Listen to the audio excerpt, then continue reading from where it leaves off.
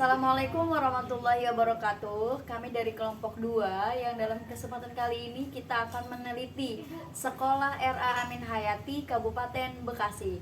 Selamat menonton. Langsung saja kita mulai wawancaranya. Di sini sudah ada Ibu Maula. Sebagai guru yang mengajar di RA Amin Hayati, apa sih kesadaran dan perasaan dalam beragama itu?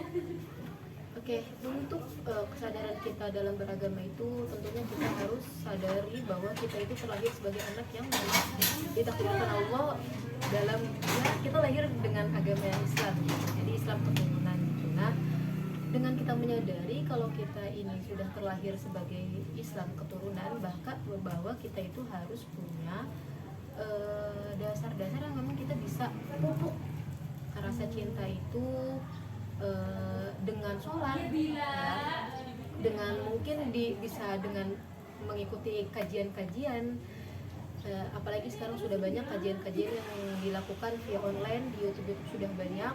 Jadi kesadaran kita dalam beragama yaitu tadi mengingat bahwa Allah itu ada, terus dipupuk dengan kita senantiasa taat dan patuh atas perintah Allah, menjauhi segala larangannya. Itu aja sih.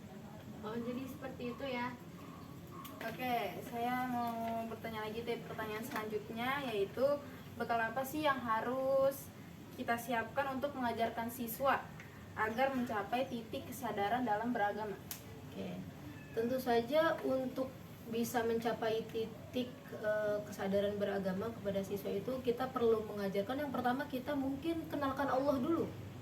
Terlebih untuk siswa pendidikan usia dini ya gak usah terlalu banyak dalam pembahasan mereka untuk mencapai titik kesadaran dalam beragama itu. Cukup kita pertama kenalkan Allah dulu, kenalkan Allah itu seperti ini deh, Allah itu seperti ini teman-teman gitu ya. Menjadi salah satu cara untuk kita bisa mencapai titik kesadaran dalam beragama untuk siswa-siswi kita gitu aja sih. Terima kasih. Selanjutnya, program apa saja yang Ibu jalankan untuk mencapai perasaan dan kesadaran beragama bagi siswa-siswi di RA Amin Hayati?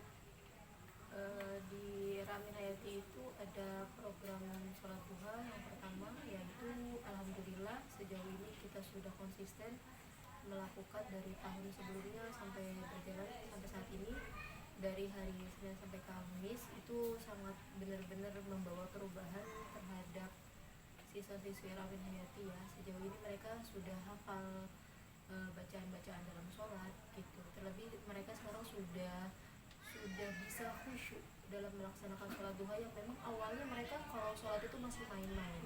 Nah, kita ajarkan bahwa kalau lagi dalam sholat itu kita sedang berkomunikasi dengan Allah, maka sholat itu nggak boleh sambil bercanda. Dan alhamdulillah sampai saat ini ilmu-ilmu yang sudah kita ajarkan ke mereka terapkan bahwa di dalam sholat duha itu nggak boleh sambil bercanda.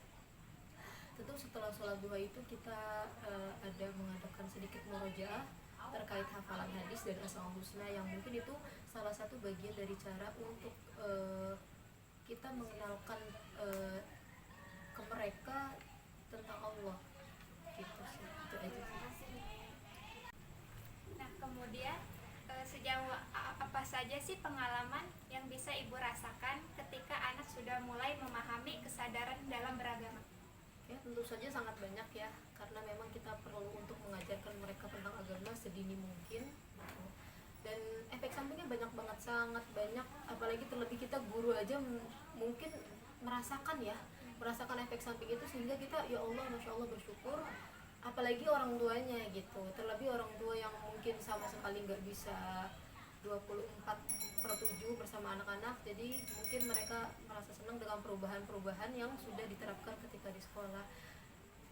Salah satunya perubahan ya selama ini yang sudah kita terapkan dari sholat duha itu banyak sekali perubahannya ya. Salah satunya itu tadi, mereka sudah bisa khusyuk, terus mereka sekarang sudah bisa menerapkan seperti contohnya ya, kita kan menerapkan yang lain juga di sekolah, nggak cuma sholat duha.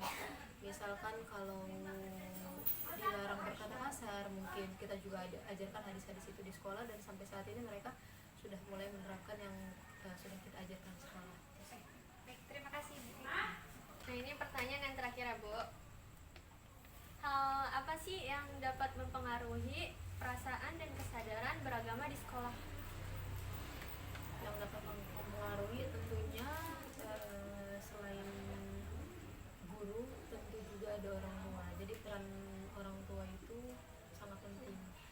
Kolaborasi antara guru dengan orang tua itu sangat penting ya. Kalau misalkan kita sudah mengajarkan anak-anak di sekolah untuk tidak makan tidak menggunakan tangan kiri, tentu orang tua pun harus menerapkan itu ketika di rumah.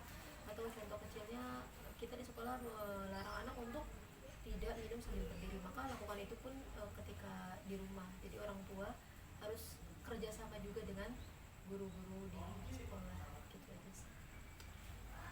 Ya, terima kasih kepada Ibu Maula yang telah memberikan kami kesempatan untuk mewawancarai terkait sistem pembelajaran di RA Amin Hayati. Sekian penelitian dari kami tentang Sekolah RA Amin Hayati yang berkaitan dengan kesadaran dan perasaan beragama.